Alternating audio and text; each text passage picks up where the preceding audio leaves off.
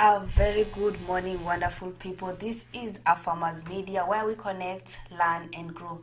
Welcome to today's breakfast show, Christmas edition, where we'll be discussing on herb farming. I'll be your host, Masike Munto, and if you're joining us for the very first time, don't forget to follow us on our Facebook page at Our Farmers Media, on Instagram and Twitter at Our Farmers, and also don't forget to subscribe to our YouTube channel, and you can as well hit the notification bell so that you can be notified once we upload a new video or once we go live. This is the festive season, and I hope all of you, my good viewers, you are keeping safe, mask up, wash your hands regularly, and also don't forget to keep your social distance of up to 1.5 meters away. Drive safely, don't drink and drive. Be slow, ensure that you're going to arrive safe at your people. Don't be in a hurry, because it's better you be slow, it's better you go slowly than not reaching there where you are going. So please don't forget to drive safely, don't drink and drive. So on today's show, first of all, I'm going to take you through on the weather updates, because some areas are experiencing rain. For example, where I am right now, there's a lot of rain, and in some areas, for example, Nairobi will be experiencing light rains in the better day today. That's for Nairobi. In Kisumu, we have sunny intervals, and it will be a bit cloudy. Same to Eldoret, same to Nakuru, and same to Nyeri. In Marsabit, it will be rainy and sunny as well. Same to Kakamega, which will be sunny. So, welcome to today's show, and don't forget to comment on the comment section below at Our Farmers Media on Facebook, on our Facebook page on herb farming. Are you practicing herb farming? And if you are, which plant are you specifically growing? How is it doing? Is it profitable? And you can as well ask us questions so that you can know what you think on herb farming. To start off, we're going to look at exactly what's the meaning of herb farming.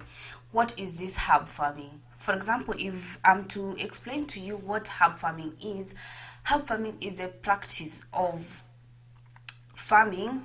They're not really herbs, because they are also spices that can be used in your food, that you can use as medicine. And what most people don't know is that herb farming is the most trendy thing right now, because of its increase in demand both in the local and in the international market. And herb farming it's a farming venture that has not yet been exploited by most people, because most people think that it's not profitable. And what actually people don't know is that there is an increased demand for the herbs in our local market and as well as our international market. And herbs can be grown in your large acres of land. You can also grow it in your kitchen garden for your own personal use, and you can also grow it for sale to profit you.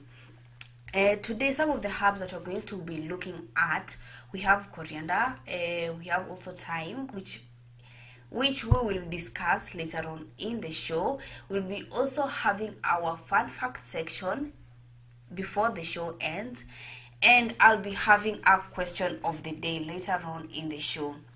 So as I said, we're going to look at these herbs, and to start off, we have dania, which it is referred to as coriander, and most people know it as dania. If you tell someone, can you please go buy me coriander, it's not such a common name, but its official name is coriander.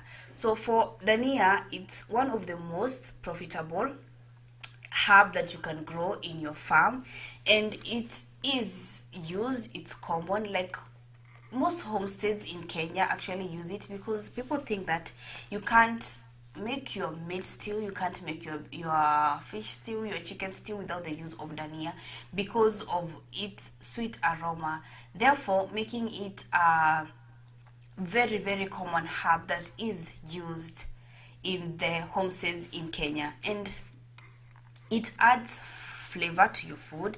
It is also rich in vitamin C, and It is also rich in vitamin C and in vitamin A.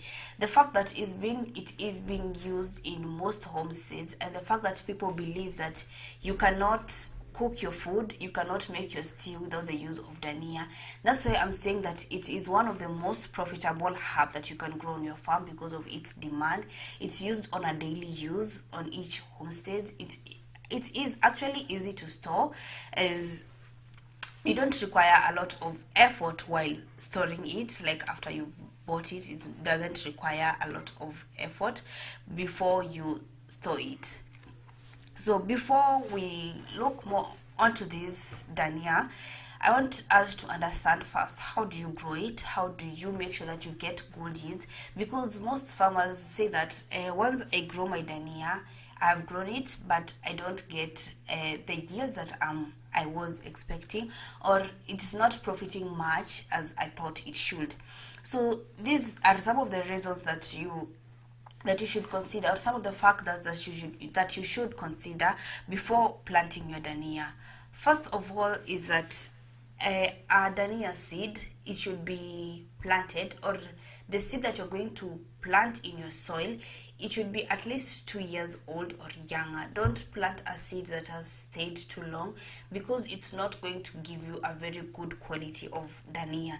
That's why I'm advising you farmers that before you plant your dania, ensure that these seeds you're going to buy, or these seeds that you are using, they have a lifetime of 2 years or less. And ensure that before you plant you planted them in rows. That way it will be easier for you to cultivate them. If you plant them scattered everywhere, you're going to like remove most of them while cultivating the land.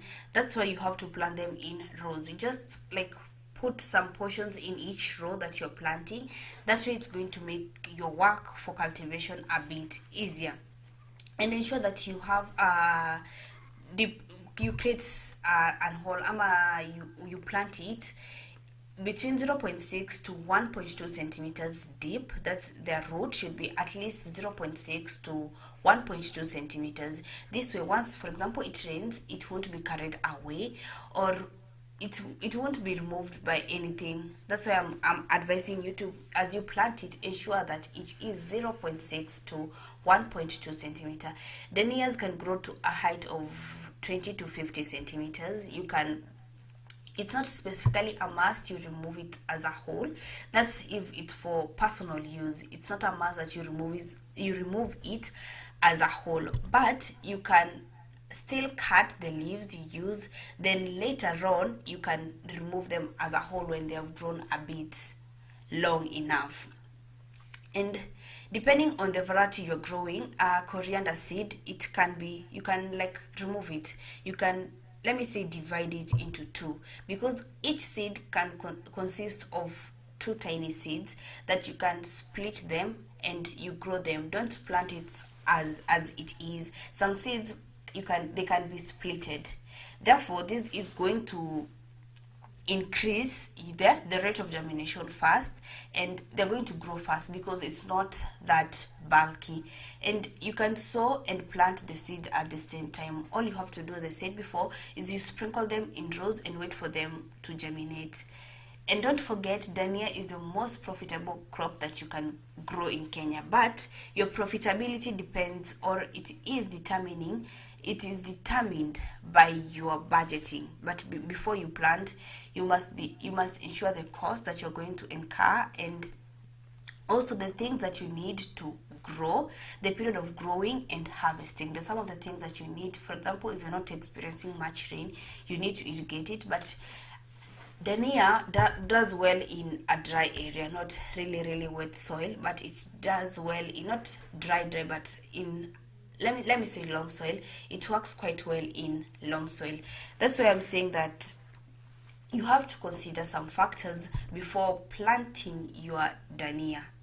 So this way you're going to ensure that it is profitable, or whatever budget that you had listed down you're going to use is the exact budget that you're going to get, or is the exact money that you're going to get once you sell your dania. The market prices for dania, as I can say, it varies depending on the region you are, because you can be planting dania where almost everyone is planting dania, or either way you can be planting dania where not so much people are planting it. Therefore, your market is quite good compared to a person who has planted it, where everyone is also practicing this plant, or everyone is growing this plant. And in Kenya, 1 kg of coriander costs about 25 to 80 shillings, as I said, depending on your region. Therefore, let's, for example, say an estimated you have planted your dania in an acre of land. This means that you're going to get a profit of up to 40,000 Kenyan shillings per harvest. Then where to sell your dania depends where you are, as I said, where the region which you are in. But for danias, you can sell them for, let me say, in hotels, you can sell them in supermarkets, in your local market, and also you can transport your coriander or your dania directly to the consumers. This means that I can order my dania from you as a farmer directly to my home. For example, I say I need like 10 kgs of dania, and you are like transporting it directly to my home. Therefore, meaning that dania has a wide range of market. As I said, you can sell it to your local market, you can sell it to supermarket, you can sell it to hotels, because this is a crop that is widely used almost by everyone. For those people who love the sweet aroma of it, it's like the percentage that uses dania is quite high. That's why we are encouraging you, like you as a farmer, you should try out this form of herb. You can also try to grow it in your farm. And apart from selling it in your local market, or apart from selling it in the hotels and in the supermarket, you can also export it, because the demand, as I said, the demand also in the international market is a bit high. It has raised up to 40% compared to other vegetables that are being grown. Therefore, if you're really to practice this type of, or if you're really to practice growing dania, this means that your market is quite huge. But you have to follow specific things for you to ensure that you're going to get a very good end yield, or a very good end results. As I said before, at your home, for example, you bought dania, storing it is a bit easy, because you just need a glass of water, which is halfway. You dip the dania in there, don't cut the roots, just dip at it as it is. Then you cover it with a plastic bag, and you can put a rubber band around it. This way it's going to stay fresh for, and it's going to give you service for at least a period of time before it dries up. And it's best used when it's fresh because of its sweet aroma. This is the Farmers Media, where we connect, learn and grow, where we tell the story of an African farmer so that you can increase your yields. As I said before, if you're joining us for the very first time, don't forget to follow us on our social media pages at Farmers Media on Facebook, at Farmers on Twitter and on Instagram. And you can as well subscribe to our YouTube channel and hit the notification bell so that you can be notified once we go live. We're going to take a short break, but when we come back, we're going to see other types of herbs that you can grow. And after the break, you're going to look at thyme. Don't forget to comment below if you're practicing this form of herb farming. How is it going with your farm? And at the end of the show, we're going to ask you a question. We'll be back shortly.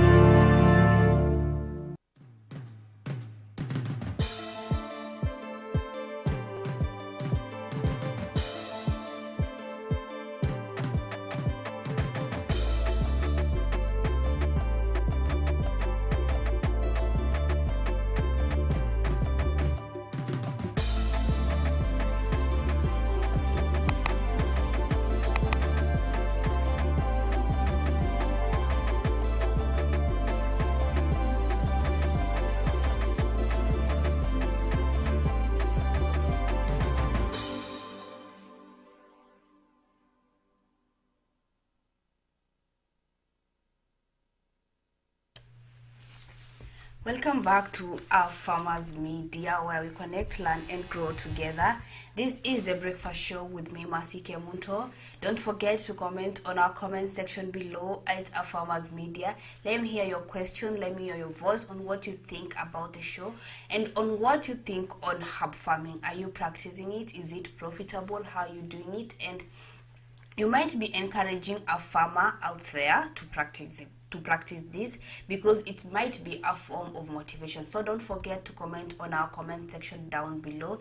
And today we are looking at herb farming. Before we went for a break, we're discussing on coriander, which is commonly known as dania, which people mostly refer it as dania. It is used in flavoring your food.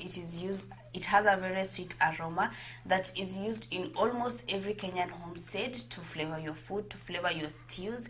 You can also use it in your kachumbari. You can also use it in your stews. So it is a common type of herb. And as I said before, it is quite easy to grow, but it is only profitable if you follow some factors that can increase your yield.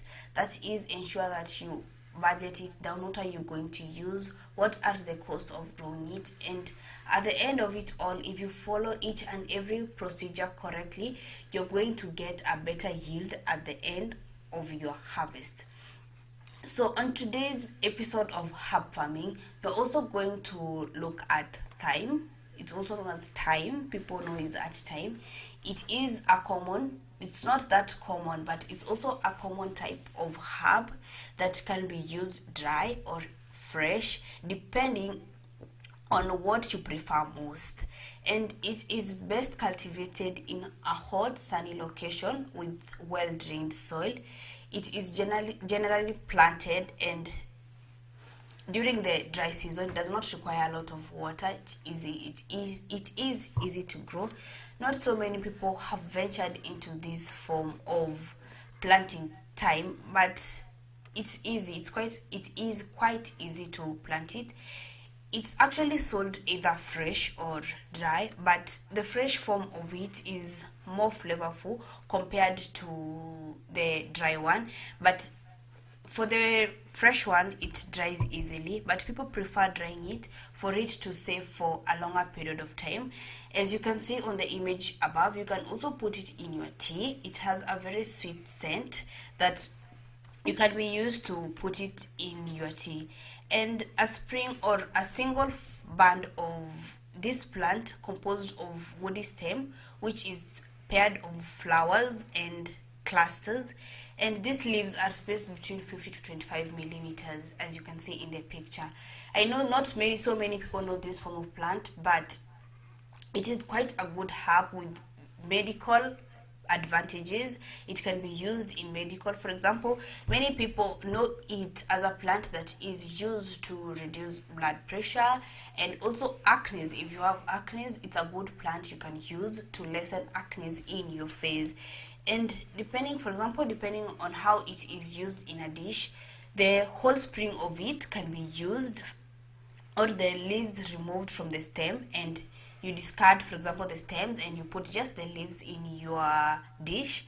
And also you can discard the stems and put the leaves in your tea. But for this type of herb, which is referred to as thyme, it's pronounced as thyme, and it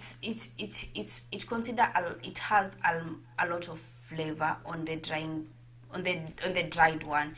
That means that its flavor is retained after you've dried it. For example, if you want to store it after it's dry, then its flavor is still retained, but it's not as strong compared to the one which is fresh. And it can also be used in preparing the meat or poultry meals, and it's also an excellent ingredient to use with your fish stew or any fish recipe that you're going to prepare. And for this type of herb, as I can say, it's almost similar. Its planting is almost similar to the coriander one, but for this one, it's well done after you transplant it from your greenhouse. Let's say you plant its seed in a greenhouse, then you remove the seeds to your farm and you plant them, spacing it up just as coriander. Don't plant them together. This way it's going to make your cultivating much easier, and it's also going to make your harvesting easier either way. But don't forget that this is a very good medical herb. As I said before, it reduces pressure for those people who are suffering from pressure, and it can be used also. It contains vitamin A and C.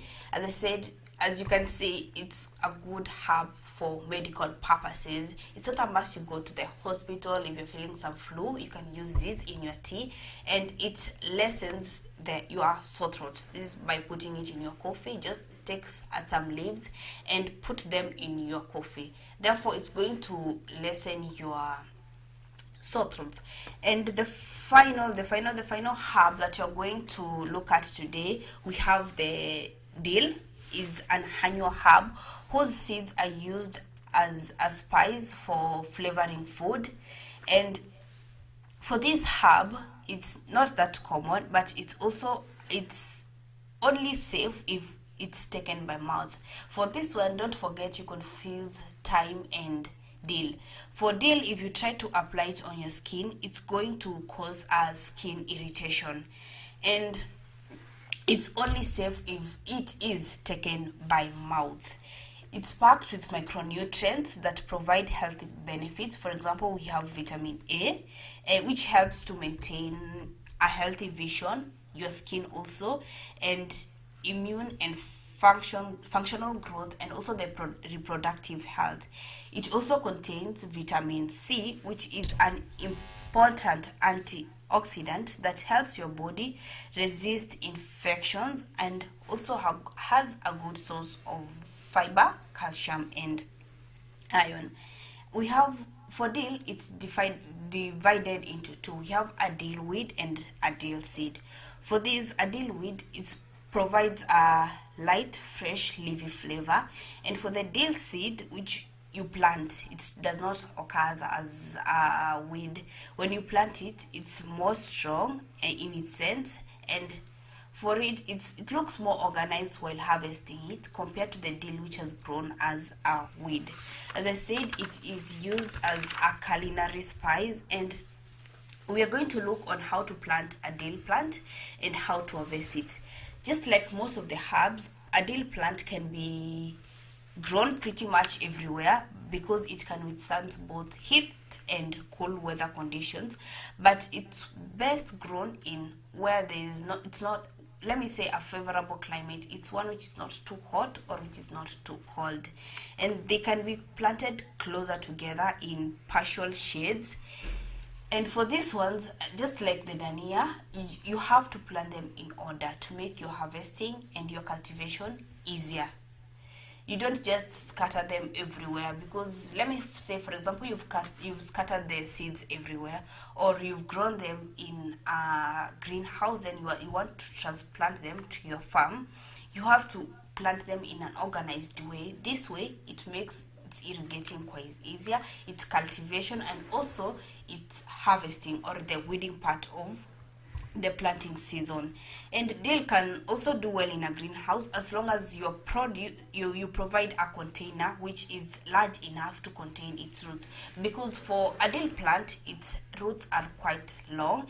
They are up to 6 to 8 inches per plant in diameter, and they are taproot. They contain taproots, which is quite long. So if you want to plant them in a greenhouse, you have to provide a container which is going to accumulate it, or a container that's large enough to accumulate the roots of this specific plant. And if you're also planting in a greenhouse, ensure that the soil you're planting it's a rich soil.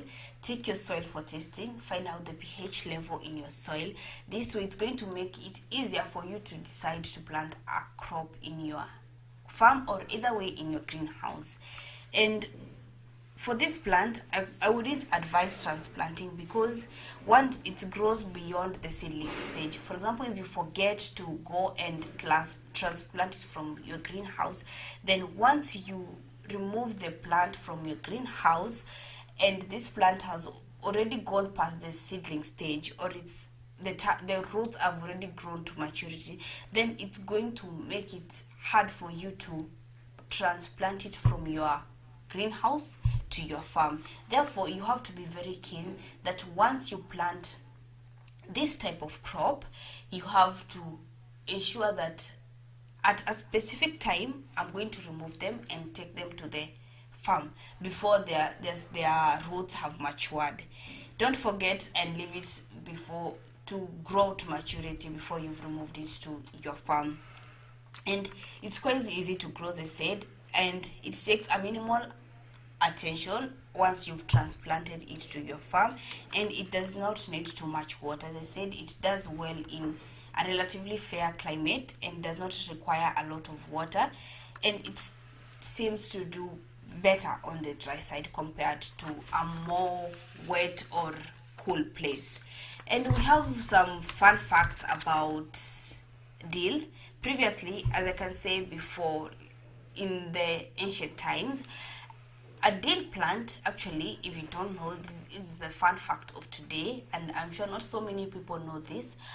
Previously, a dill plant was used as a magic weapon and medicine. People used to believe that a dill plant is a weapon and it is also a medicine. And this word dill came from an English word which was known as dilla, which means to lull, like to soothe your stomach. That's why people in the ancient past used it as a medicine, or if you were experiencing some, let me say, stomach pains, you were given these plants because it was believed to cure your disease.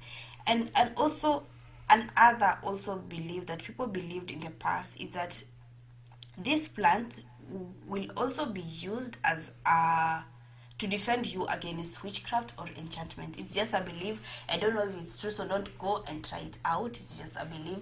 But people in the ancient believe that this plant can be used against witchcraft and enchantments. That's are the fun facts about a dill plant. And for today's episodes of herb farming, we were discussing about the dill plant, the thyme, and the coriander, which is commonly known as Dania. People know it as Dania. That's all we had today for today's episode of herb farming. But on our next episode, we're going to look on more herbs. Don't forget to comment below. You can tell us which farms you think that you would like to know how they're planted and how they work or what they are. And we promise you that we are going to share you our knowledge on how to plant such crops. And that's all we had for today's episodes of herb farming. I was your host, Masi Kemunto, and don't forget to watch our previous videos. There might be some videos that can be helping to your farm, and you might learn a new thing. You can also share it with your family members or your friends. You might not know who might need the knowledge of farming. Don't forget to follow us on our Facebook page at Our Farmers Media, and on Instagram and Twitter at Our Farmers Media. And also don't forget to subscribe our YouTube channel. And from Our Farmers Media, we wish you a Merry Christmas and Happy Festives. Don't drink and drive. Be careful on your road. Mask up. Wash your hands regularly. Keep a social distance of up to 1.5 meters. We wish you a Merry Christmas and a Happy New Year. That's all we had today, and we'll see you next time.